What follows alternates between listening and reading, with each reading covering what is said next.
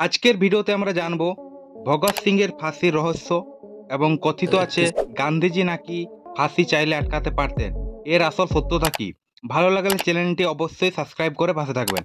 ভগৎ সিং 1907 সালে 28 সেপ্টেম্বর বঙ্গ নামে এক গ্রামে জন্মগ্রহণ করেন, পাকিস্তানে অবস্থান করে।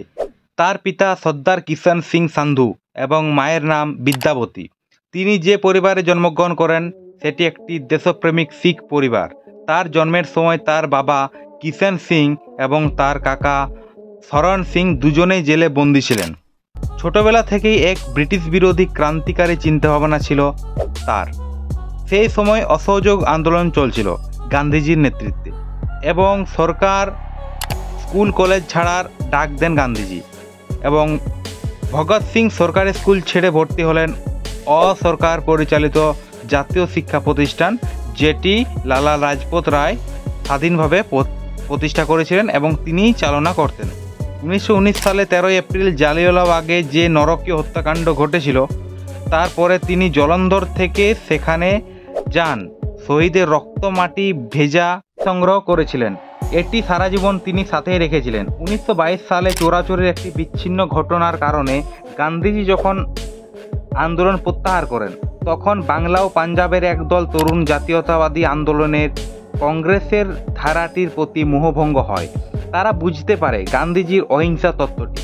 এতদিনে ভগৎ সিংয়ের জাতীয়তাবাদী চিন্তাভাবনা এবং প্রতিবাদের কণ্ঠ অনেকটাই বৃদ্ধি পেয়েছে। 1928 সালে যখন সাইমন কমিশন ভারতে এলো, তখন ভারতের জাতীয় কংগ্রেস এটি বয়কটের ডাক দিয়েছিলেন। ভগৎ সিং এবং তার সাথীরাও এটির তীব্র প্রতিবাদ জানিয়েছিলেন। এছাড়াও ভগৎ সিং, চন্দ্রশেখর আজাদ এবং সুখদেব থাপর এবং শচীন্দ্রনাথ সান্যাল এরা একটি হিন্দুস্তানি সোশ্যালিস্ট রিপাবলিকান অ্যাসোসিয়েশন নামে একটি সংগঠন চালাতেন। এটা মূলত কাজ ছিল ব্রিটিশ বিরোধী মুভমেন্ট এবং স্বাধীনতার চিন্তাভাবনার অগ্রসরের জন্য।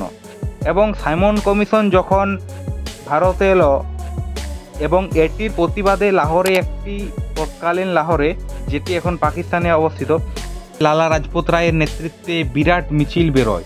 তাতে তারা সামিল হয়েছিলেন। বিরাট মিছিলের উপর পুলিশ নির্বিচারে লাঠি চালায়। লালা লাজপত রায় আঘাত পান এবং হাসপাতালে ভর্তি হন।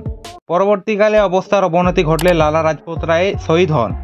এই ঘটনাটি ভগৎ সিং এবং চন্দ্রশেখর আজাদ, সুখদেব থাপ্পর, শিবরাম রাজগুরু এবং অন্যান্যদের তীব্র প্রতিবাদ করেছিলেন এবং তাদের প্রতিবাদের আগুন কঠোরভাবে ছড়িয়ে পড়ে। পরে ভগৎ সিং, শিবরাম রাজগুরু, সুখদেব থাপর তিনজন মিলে পুলিশ সুপারিনটেন্ডেন্ট জেমস স্কটকে হত্যার পরিকল্পনা করেন। তিনি যিনি লাঠিচার্জের অর্ডার দিয়েছিলেন সেদিন। তার 17 ডিসেম্বর 1927 লাহোরে পুলিশ সুপারিনটেন্ডেন্ট জর্জ স্যান্ডিসকে হত্যা করেন গুলি করে। চন্দ্রশেখর আজাদ এদেরকে সাহায্য করেছিলেন। পরে ব্রিটিশরা এটিকে লাহোর ষড়যন্ত্র মামলায় 24 মার্চ 1931 তারিখে ভগৎ সিং, সুখদেব ও রাজগুরুকে ফাঁসির হুকুম দিয়েছিলেন। ব্রিটিশরা বুঝতে পেরেছিলেন যে ফাঁসিটি বেআইনি। ফাঁসির নির্ধারিত সময়ের আগেই 11 ঘন্টা এগিয়ে দেওয়া হয়।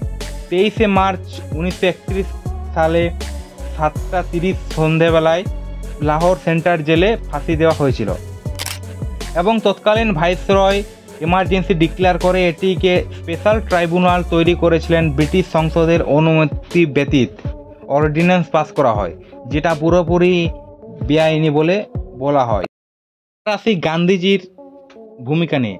গান্ধীজি কি সত্যি চাইলে ফাঁসি আটকাতে পারতেন এবং তার ভূমিকা কি? আমরা সকলে জানি গান্ধীজি অহিংসাতে বিশ্বাস করতেন এবং ভগৎ সিং, রাজগুরু, সুখদেবরা নরমপন্থীতে বিশ্বাস করতেন না। এক্ষেত্রে গান্ধীজির মতাদর্শের বাইরে গিয়ে এই কাজগুলি করেছিলেন। ভগৎ সিং যখন ব্রিটিশ পুলিশের হাতে অ্যারেস্ট হন, তারপর গান্ধীজি নানাভাবে প্রতিবাদ করেছিলেন। 1930 খ্রিস্টাব্দে 4 মে গান্ধীজি ভগৎ সিংয়ের জন্য ভাইসরয়কে একটি চিঠি লেখেন। সেখানে তিনি বলেন, যেভাবে আইনি প্রক্রিয়াকে ত্বরান্বিত করতে শর্টকাট বের করা হয়েছে, তাকে লুকানো ছাড়া আর কিছুই বলা যাবে না। তারপর জাতীয় কংগ্রেসের একটি সভায় বলেন, ফাঁসি তো নয়, বরং অ্যারেস্ট করাটাই ভুল। তারপর এসব করেও কিছু লাভ হয়নি। শেষ পর্যন্ত 1931 তারিখে 23 মার্চ 7:30 রাত্রি লাহোর সেন্ট্রাল জেলে তাদেরকে ফাঁসি দেওয়া হয়। এবং এই সময় তাদের মুখ থেকে একটি আওয়াজে উঠেছিলেন তীব্রভাবে, সেটি হচ্ছে ইনকলাব জিন্দাবাদ। এমনি কি 1931 সালে করাচিতে কংগ্রেসের একটি অধিবেশনে গান্ধীজিকে গো ব্যাক সুদ্ধা শুনতে হয়েছিল বিক্ষোভের মুখে। ভিডিও ভালো লাগলে সাবস্ক্রাইব করতে ভুলবেন না। আরও এমনি অজানা কথা নিয়ে দেখা হবে পরের ভিডিওতে। জয় হিন্দ।